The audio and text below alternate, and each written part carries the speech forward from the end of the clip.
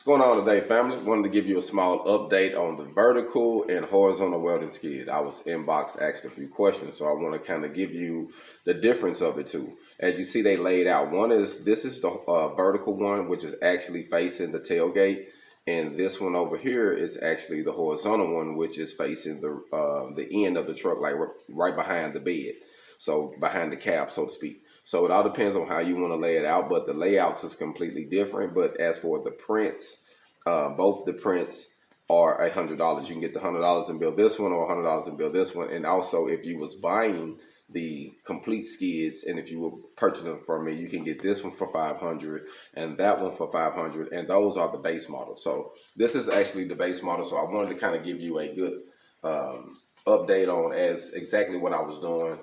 And here go another nice picture of it. I'm trying to take the glare off of it. This is the horizontal. So this is actually one that a lot of people get, and like I say, a lot of people actually like both. So it all depends on what you do. Some people like it for the rear, some people like it for behind the bed. So it all depends on what you like. But I wanted to give you an update on it. So a few people asked me. So either or, whichever one you decide to purchase.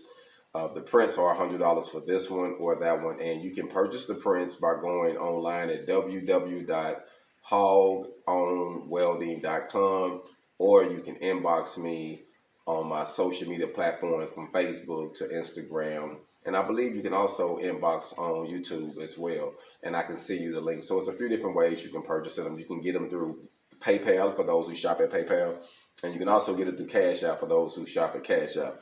The other app thing that a few people asked me about, I don't have as of now, but I had a few requests, so I guess I need to get that app too. So I'm going to get that added so that way I can be able to accommodate for everybody. But wanted to give you a small update for those who want to actually purchase a welder skid.